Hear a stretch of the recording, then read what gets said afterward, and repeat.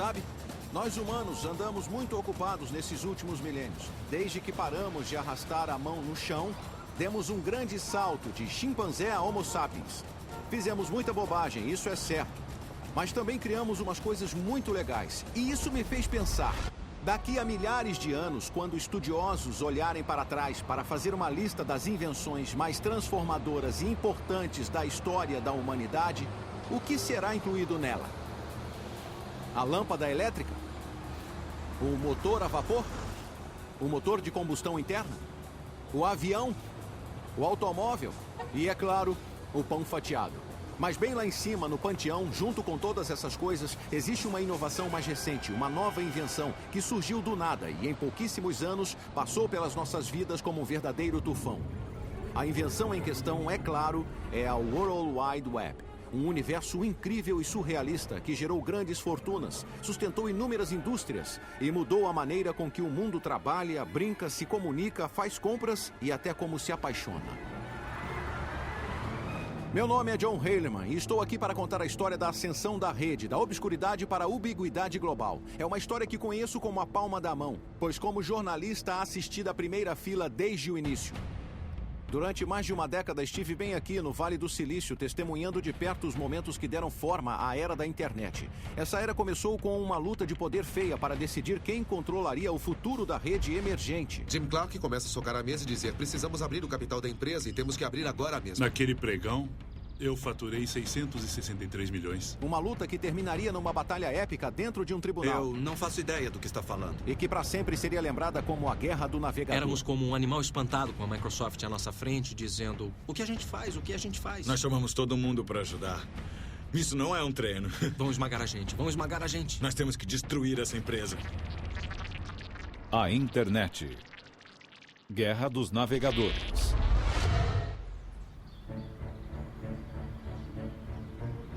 Hoje todos estamos acostumados com a rede, com os seus grafismos e sons enfeitados, onde um clique do mouse pode nos direcionar a um novo caminho. Quem sabe onde se pode parar? Ah, que droga! Mas no início dos anos 90 a rede era muito diferente. Era basicamente uma rede de pesquisa obscura, inventada alguns anos antes por um cientista inglês chamado Tim Berners-Lee. Havia umas poucas e preciosas páginas na web, e as que existiam não eram nada mais do que linhas e linhas de textos chatos.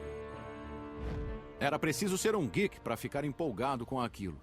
Mas um desses geeks, um estudante visionário de ciência da computação da Universidade do Illinois chamado Mark Andreessen, teve uma ideia doida. Ele imaginou um futuro onde todo mundo, inclusive gente comum como você e eu, adotassem a rede como parte da nossa vida diária.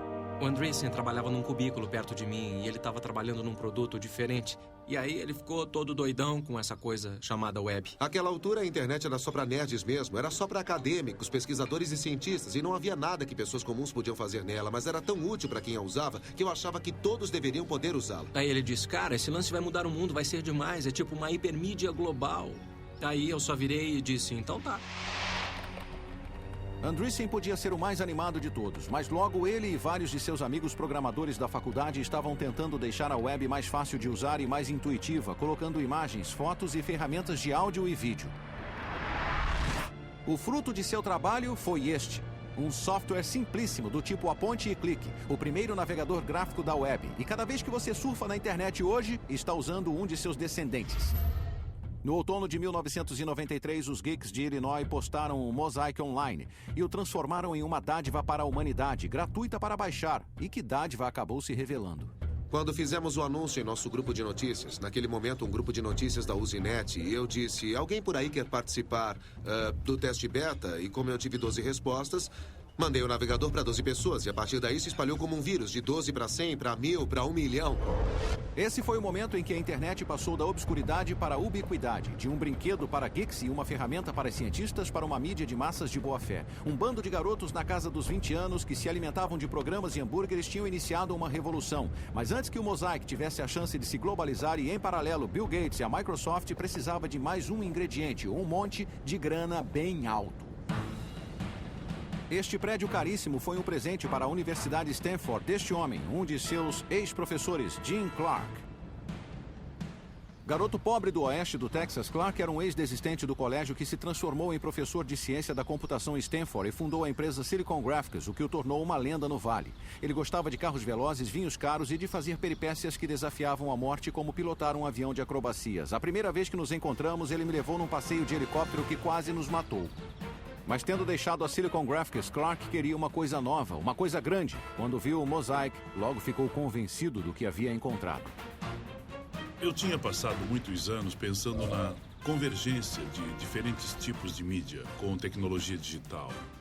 Então formou-se na minha mente a ideia de que a internet e a World Wide Web seriam a coisa que anunciariam essa convergência.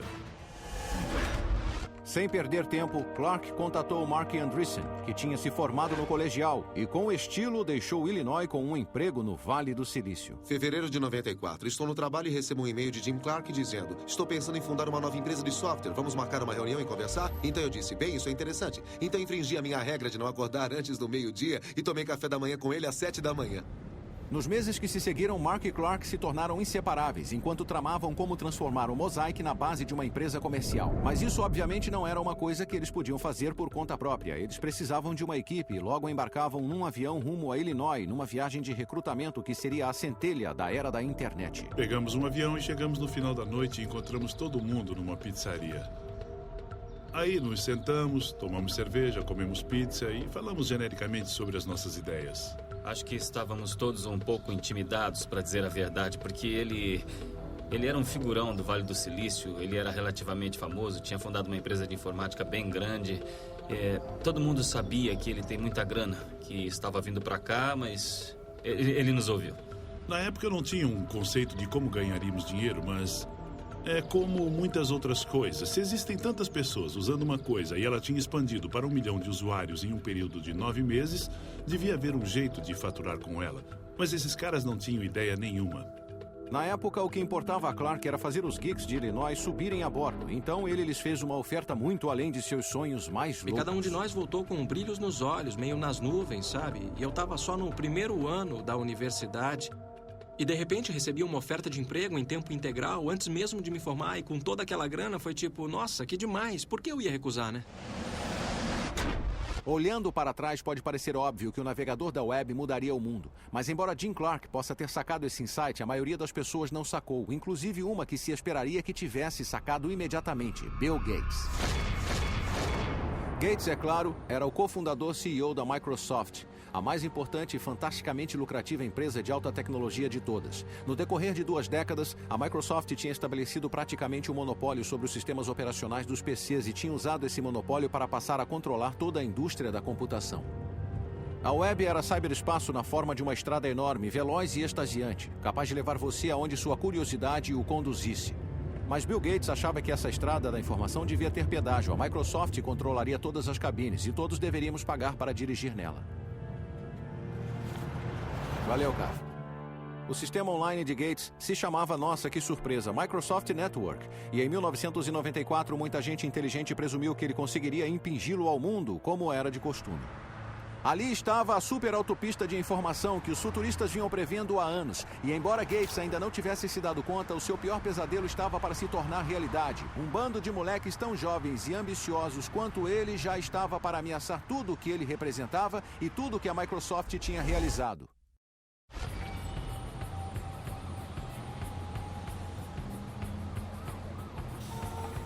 Brilhante, usuário de óculos e obcecado por computadores desde a infância, a jornada de Bill Gates para se tornar a figura mais importante da tecnologia começou em 1975, quando aos 19 anos ele largou a Harvard para fundar a Microsoft com o seu colega de ginásio Paul Allen.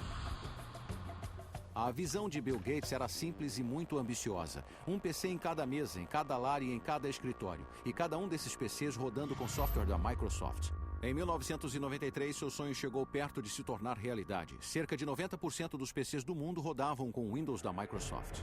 Gates e o exército que ele havia reunido no gigantesco campus da Microsoft nos subúrbios de Seattle ralavam muito e eram muito duros com os seus rivais. A ascensão da empresa havia deixado um rastro de corpos atrás de si. Havia o Lotus, havia o World Perfect, havia o Borland, havia o Novell, até mesmo a poderosa IBM, todos deixados de joelhos. Gates agora era um dos homens mais ricos e influentes na face da Terra, e ele sabia disso. Certa noite, em um jantar, ele e alguns amigos discutiam a eleição de Bill Clinton à presidência, e Bill Gates soltou essa: "Eu tenho tanto poder quanto o presidente tem." A mulher dele o chutou embaixo da mesa ao ouvir isso. Mas a verdade é que ele podia ter razão.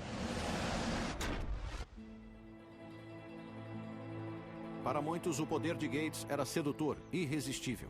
Se você era um engenheiro de software jovem e faminto como Thomas Werdon, ou Harvey Partovi, ou um executivo experiente como Sam Jadala, a Microsoft era o lugar para se estar.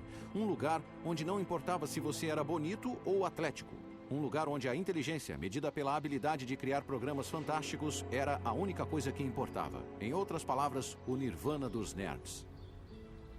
No início dos anos 90, o campus da Microsoft abrigava uma cultura muito dinâmica. Havia muitas das pessoas mais inteligentes em ciência da computação de todas as idades. Mas, no geral, era uma empresa surpreendentemente jovem. A idade média na empresa era 26, 27. A Microsoft não era a maior empresa de software do mundo, mas de um jeito estranho era a mais badalada e estava claro. Simplesmente você sentia uma coisa ao passar pela porta. Era um tipo de arrogância que acompanhava todo mundo que trabalhava na Microsoft. Não eram só os engenheiros. Entrei no Microsoft em 1987 e era um grupo de pessoas que queria vencer. Era um grupo de pessoas muito agressivas com toda a concorrência que havia. O comportamento da Microsoft era mesmo radical, mas a sua inspiração não era tanto a arrogância, mas sim o medo e a insegurança. Gates sabia que a qualquer momento algum iniciante qualquer numa garagem em algum lugar poderia surgir e derrubar a Microsoft do mesmo jeito que eles fizeram com outros. E junto com seu primeiro-tenente, Steve Ballmer, ele estava determinado a impedir que isso acontecesse. Diferentemente de Gates, que havia largado a faculdade, Ballmer tinha se formado em administração. Enquanto Gates era o superego da Microsoft, magricela e cerebral, Ballmer era o Ed feroz, corpulento e emotivo. Não era nada comparado ao próprio Gates, o mais inteligente de todas as pessoas inteligentes da Microsoft. Um crânio que não aceitava bem nenhum revés, se é que ele sofria algum. Isso é ridículo. Mas eu não isso vou é usar necessário. essa coisa. Não. Alguém está confuso. Alguém não está pensando. Quer dizer, nunca mesmo. Vocês nunca entenderam o princípio da coisa. Todas as vezes que me encontrei com Gates, houve apenas um elemento consistente. O momento em que ele dizia que alguma coisa que eu disse tinha sido a coisa mais estúpida que ele já tinha ouvido. E eu nem trabalhava pro cara. Mas Thomas Werdon, sim. E ele se lembra de seu primeiro encontro com Gates como uma das experiências mais irritantes de sua vida. Ele não é conhecido por distribuir elogios. Ele só dizia, tipo... É bom, tá bom. Provavelmente vamos ter que fazer mais do que isso. E esse era o máximo de feedback que a gente recebia. E não era desinteresse por parte dele. Eu acho que o que aprendi na época é que não ser detonado por ele já era uma grande vitória. Se ele não tivesse te chamado de idiota umas 19 vezes, então a sua reunião com o Bill tinha sido boa. Com os protegidos da Microsoft sob seu domínio, bilhões de dólares em sua conta bancária e o lançamento do Windows 95 já visível no horizonte, o Bill Gates de 93 estava para se tornar o imperador mundial da alta tecnologia. Contudo, menos de 2 anos depois, Gates seria forçado a fazer um dos retornos mais acentuados da história corporativa, porque Clark e Andreessen e sua equipe estavam para entrar em cena e jogar um obstáculo enorme em seu caminho.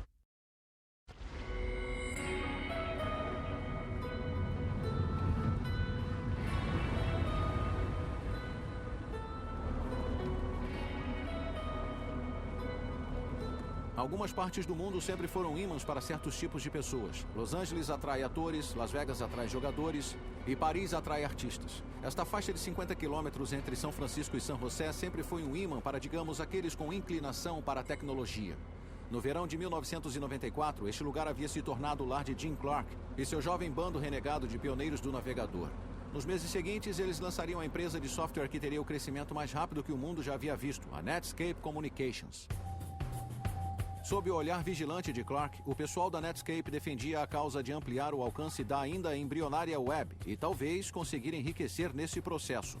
Mas antes, eles tinham de enfrentar um caso grave de choque cultural. Eu nunca tinha estado na Califórnia antes. E quando cheguei aqui, foi tipo, como é que ninguém nunca me falou desse lugar antes? Isto é a Meca. Aqui é um tipo de Disneylândia dos geeks deste país. E também foi uma estratégia brilhante pegar um monte de caras, tirá-los de sua zona de conforto e jogá-los dentro de uma nova empresa, porque não fazíamos mais nada além de trabalhar. O plano era simples. Em Illinois, a gangue tinha criado o primeiro navegador gráfico da web, o Mosaic. Agora eles trabalhariam como doidos para montar um novo navegador com base nele e transformar a internet no futuro do comércio e da comunicação.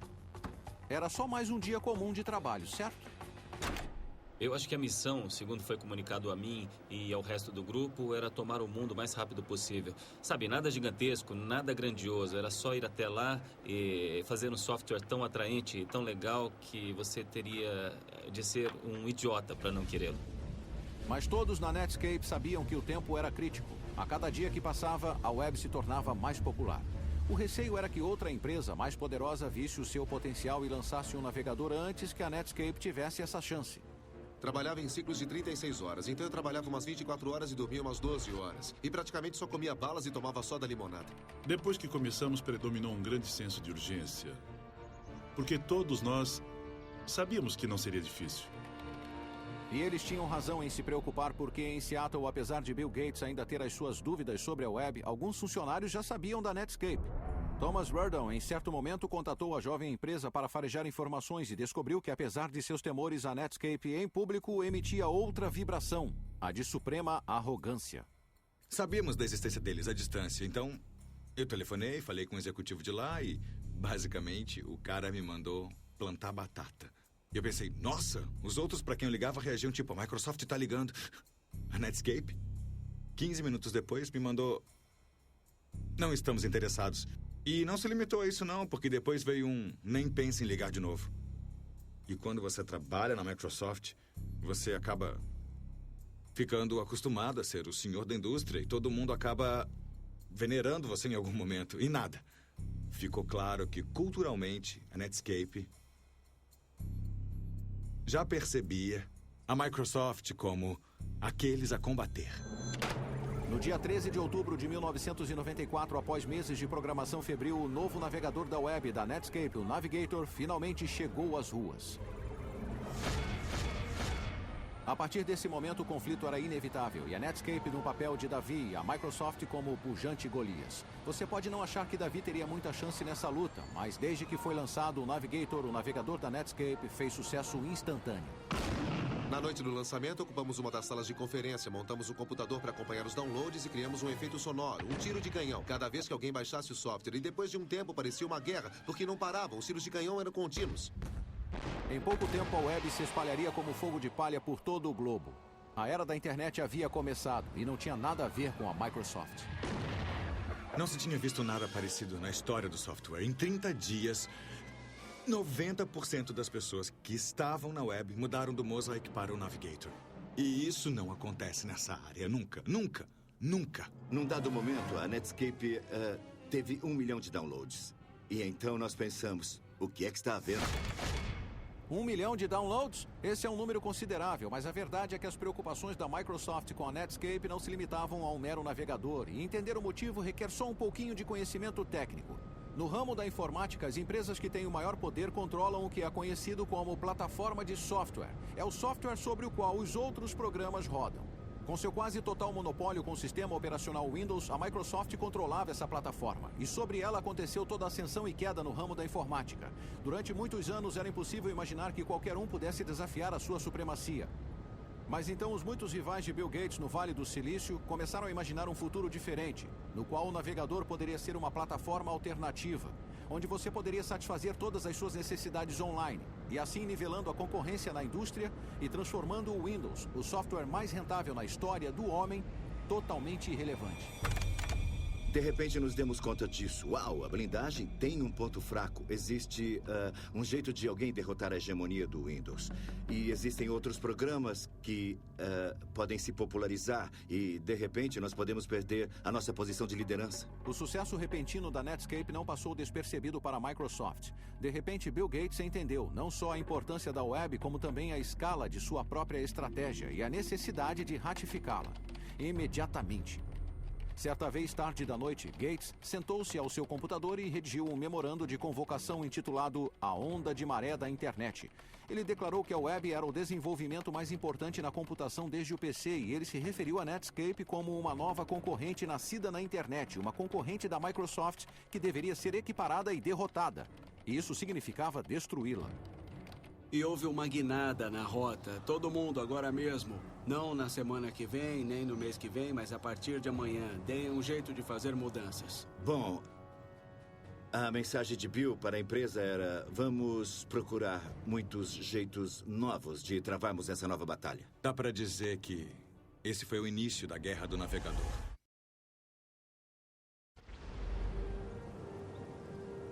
Em 1993, fora de um pequeno círculo de hackers de computadores e cientistas da pesada, a internet era desconhecida e mal amada. Mas em 1995, a situação havia mudado dramaticamente. Agora, gramas a magia e energia de um bando de engenheiros aqui no Vale do Silício, a internet estava se tornando um fenômeno em grande escala, uma tecnologia comparável em importância à televisão e à imprensa. E na liderança desse ataque estava a Netscape, com seu navegador que estava se tornando o portal de entrada da web para milhões de pessoas. A empresa tinha acabado de contratar um respeitável CEO e os lucros estavam entrando. O futuro parecia tudo cor-de-rosa, ou não. Este homem com certeza não concordava. Ele se chama Gary Reback, um conhecido advogado antitrust do Vale do Silício que no verão de 1995 estava se preparando para a batalha de sua vida. Como muitos outros no Vale, ele sabia que Bill Gates queria a internet e, mais do que a maioria, ele sabia, graças a uma carreira de conflitos com a Microsoft em defesa de seus clientes do Vale, que quando Gates defendia seus negócios, uma coisa era certa: havia sangue. E Reback tinha sido contratado pela Netscape e, na hora, ele viu que a jovem empresa havia subestimado e muito a ameaça que enfrentava. O plano empresarial da Netscape presumia que a Microsoft obedeceria à lei, ou que alguém os forçaria a obedecer à lei, e eu suponho que isso não seja nenhum absurdo, afinal, quando você abre um negócio, não espera que um concorrente incendeie a sua fábrica. Não espera que um concorrente vá aos seus distribuidores e os ameace de falência se comercializarem o seu produto. Mas foi exatamente isso que a Microsoft fez. O problema para a Netscape era que a Microsoft e Bill Gates tinham percebido que a jovem empresa era a principal ameaça à sua dominância continuada. Na salva de abertura de uma guerra de alta tecnologia, Gates despachou um grupo especial de enviados, incluindo Thomas Werdon, para um encontro de chefões por trás das linhas inimigas aqui, onde então era a sede corporativa da Netscape. E o resultado foi uma das reuniões mais controversas da história empresarial moderna. Sabe-se com certeza que a reunião entre a Microsoft e a Netscape aconteceu aqui, mas o que aconteceu por trás de portas fechadas ainda é assunto de muito debate. A versão da Microsoft é mais ou menos assim. Nós fomos até lá em junho de 1995 e tivemos uma discussão bem aberta com eles sobre como poderíamos trabalhar com a Netscape, como trabalharíamos com ele em servidores da web, navegadores e como daria para usar, tipo, o Microsoft Word para rodar com o software da Netscape.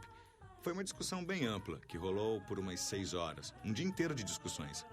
E foi interessante, a reunião correu fácil e amistosamente. Ei, isso não parece tão ruim, mas a versão dos eventos da Netscape foi só um pouquinho diferente. Eles foram à reunião e fizeram uma oferta. E a oferta era: eu venço e talvez vocês sobrevivam. Ou eu venço e talvez vocês não sobrevivam. Basicamente, essas eram as duas escolhas. Parecia aquela cena de O Poderoso Chefão. A Netscape recebeu uma oferta que não podia recusar. Eu era um bebê. E eu e alguns dos outros garotos fomos lá e, ao estilo do Poderoso Chefão, ameaçamos a Netscape. Isso é um absurdo, é descaradamente absurdo. A Microsoft nos ofereceu $1 milhão por acesso ilimitado a toda a nossa tecnologia e esse era um montante total da oferta. Então, essencialmente, eles disseram: compraremos toda a sua empresa por $1 milhão. Peguem ou larguem, mas se largarem, nós vamos copiar tudo o que fizerem. Eu me lembro de ter pensado na hora: se isso não é ilegal, deveria ser. Se as afirmações da Netscape fossem verdadeiras, isso significava que a Microsoft tinha infringido a lei antitrust americana, para ser exato. O objetivo da lei era restringir o comportamento de empresas detentoras de monopólios, e a maioria dos especialistas não concordava que era isso que a Microsoft tinha com o seu sistema operacional Windows. Poucas horas depois da reunião, a Netscape pediu a Gary Reback que alertasse o Departamento de Justiça americano sobre o ocorrido e começasse a estabelecer as bases para um processo contra a Microsoft. Mas Thomas Werdon farejou algo estranho. Porque a Netscape tinha um advogado antitrust. E não era um advogado qualquer, mas era o lendário Gary Reback. O cara que ficou famoso por perseguir a Microsoft por anos, tentando incitar o governo a abrir um processo contra a Microsoft. E aí, eu sabia que tínhamos sido enganados. A reunião tinha sido uma armação. Uma teoria paranoica? Sem dúvida.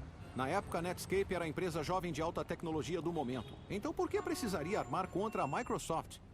Em Wall Street, analistas e banqueiros tinham começado a cantar louvores, falando do futuro brilhante que haveria se a Netscape se tornasse pública.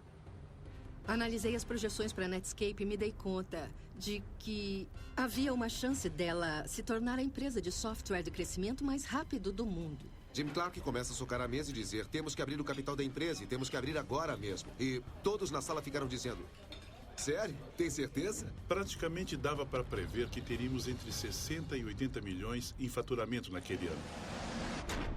Espera um pouco aí. Só um minuto, vamos pensar nisso. Antes da Netscape, a regra real em Wall Street era que uma empresa precisava de pelo menos 1 ano, de preferência 2, de crescimento estável nos lucros antes de sequer pensar em se tornar pública. Mas a Netscape, em agosto de 1995, só existia há 1 ano. Não tinha nem um centavo de faturamento e não fazia a mínima ideia de como obtê-lo. E como Jim Clark me contou, o motivo pelo qual ela queria ir a público tão rápido era porque precisava de uma sorte gigantesca para construir o maior iate computadorizado do mundo. Então, sob essas circunstâncias, abrir o capital era uma loucura da Netscape, certo?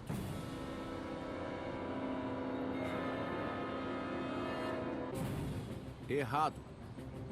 Em seu primeiro dia na bolsa, as ações da Netscape subiram como um foguete, provocando um crescimento na internet que ressoaria pelo resto da década.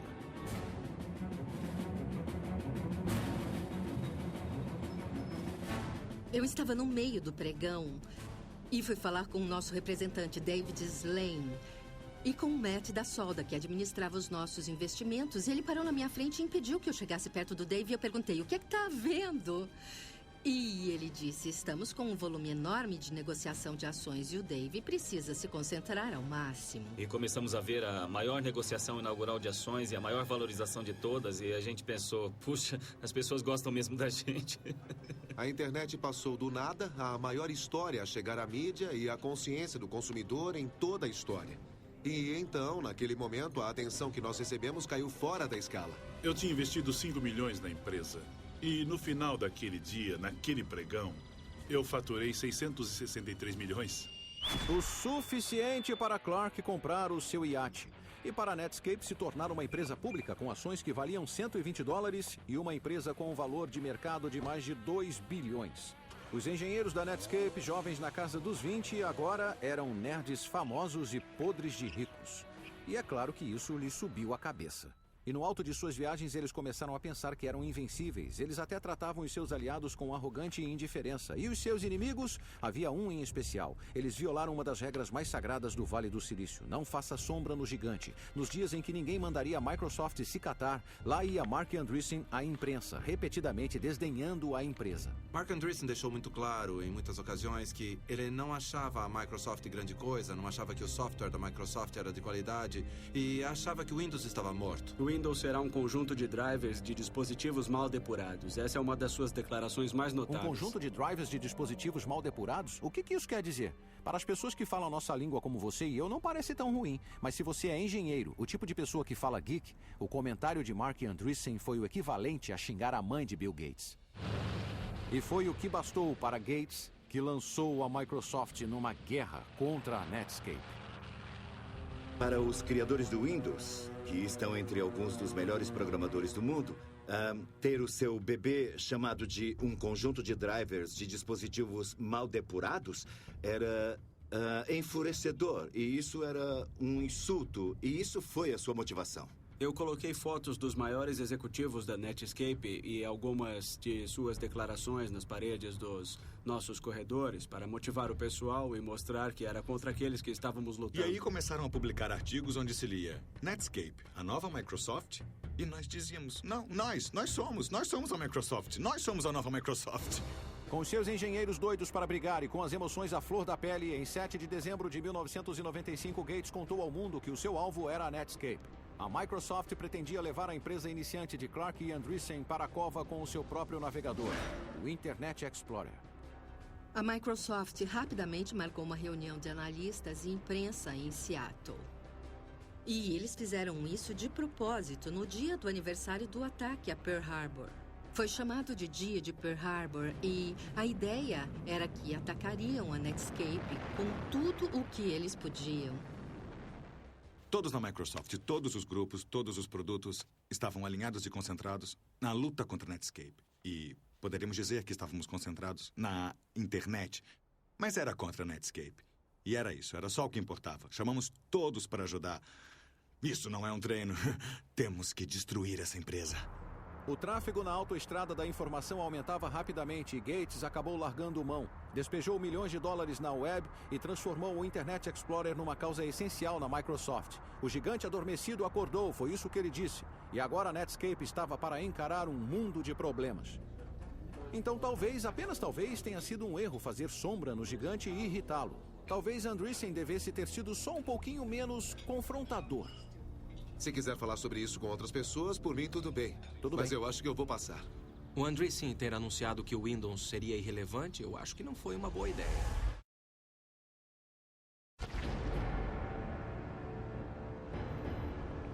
Em 1996, a internet estava no auge. Com bilhões de dólares em jogo, a Microsoft e a Netscape estavam num duelo de titãs para ver quem se tornaria a força dominante no admirável mundo novo da web. E agora ele entrava em sua fase final, a mais dramática, e para a Netscape, a fase mais devastadora.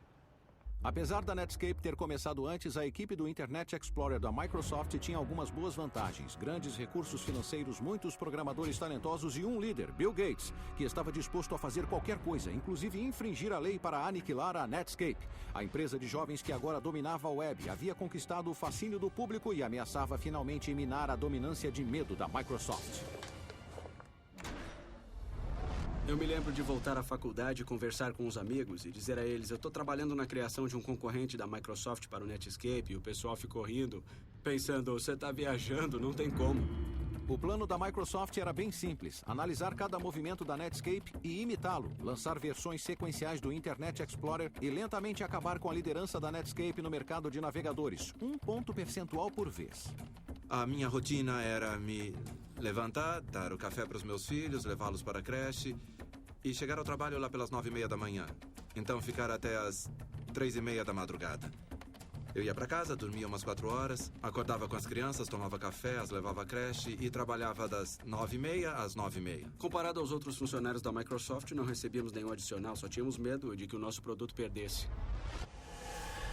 E não eram só os engenheiros que trabalhavam como se a vida deles dependesse disso. Gates também tinha à sua disposição uma outra arma formidável: o seu obscuro exército de vendedores. Ardilosos, implacáveis e às vezes furtivos, a sua missão era clara: tirar o Navigator da Netscape do mercado por quaisquer meios necessários, cortar o seu suprimento de oxigênio, como um funcionário da Microsoft disse, e enfiar o Internet Explorer goela abaixo de cada cliente da Microsoft. As pessoas que vendiam software a fabricantes de PCs eram como um culto obscuro de pessoas que sabíamos estar faturando de um jeito que talvez nem fosse bom saber.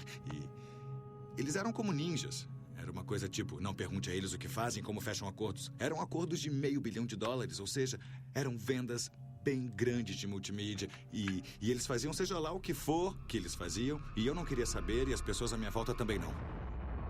O exército silencioso de vendedores assassinos de Gates usou todo tipo de tática maliciosa para impedir que os fabricantes de PCs instalassem outro navegador que não o Internet Explorer.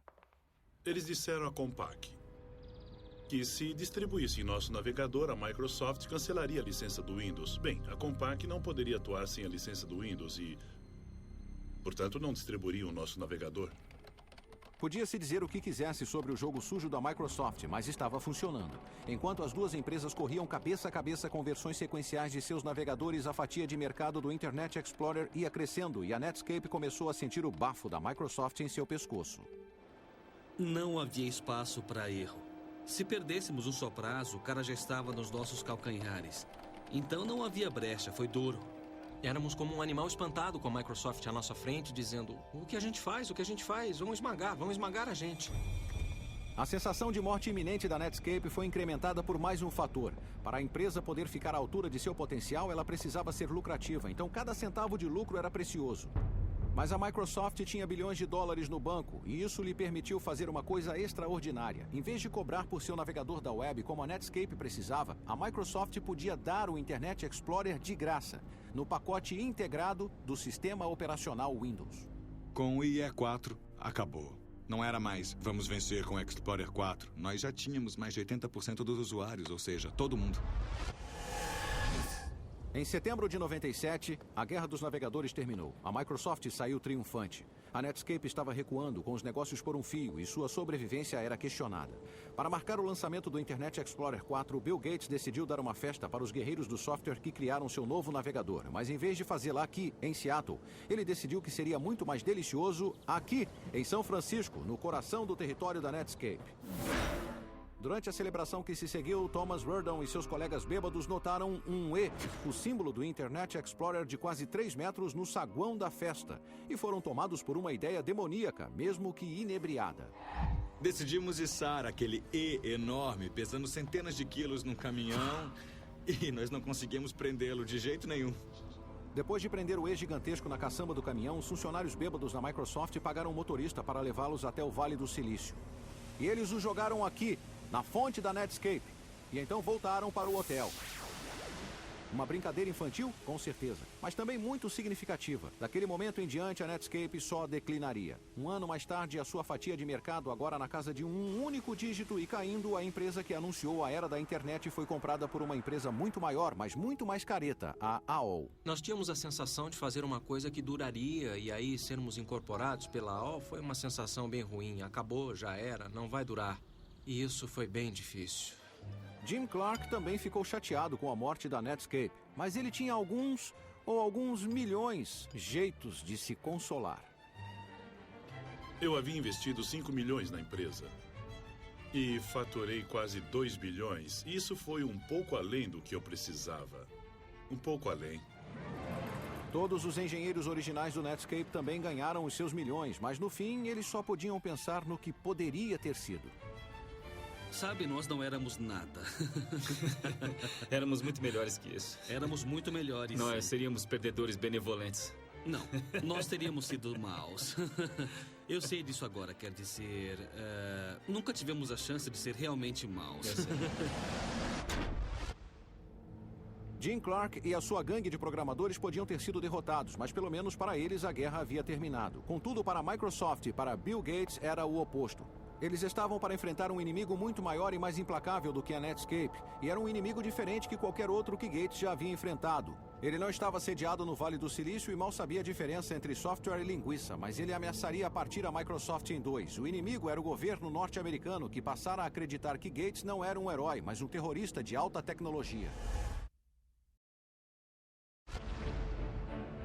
O ano é 1998 e o Departamento de Justiça dos Estados Unidos, incentivado pelos inimigos da Microsoft no Vale do Silício e em particular pela Netscape e seu advogado Rottweiler Gary Reback, abriu um histórico processo antitruste contra a empresa de Bill Gates. O governo acusou a Microsoft de usar o monopólio do Windows para executar uma série de práticas empresariais predatórias e excludentes para evitar que consumidores acessem os produtos da Netscape e assim enterrar a empresa iniciante e pioneira. Agora, com o futuro da Microsoft na balança, o homem que havia dito ser tão poderoso quanto o presidente viu a sua empresa ser arrastada para os tribunais, acusada de ser uma canalha que infringia a lei, e ele foi forçado a aguentar uma maratona de depoimentos filmados em vídeo. Eles haviam feito perguntas a ele e filmado as suas respostas, antes do julgamento. E eu acho que isso era algo novo para Bill Gates, ter alguém lhe fazendo perguntas duras que ele não podia se recusar a responder. O senhor digitou aqui, importância grande. Não. Não? Não, eu não digitei isso. Quem digitou grande? Um computador. Aqui estava o homem mais rico do mundo como o público nunca havia visto antes. Petulante e passivo-agressivo. Ofuscante e obscurantista como um sofista. Um pedante, um amnésico, um bebê.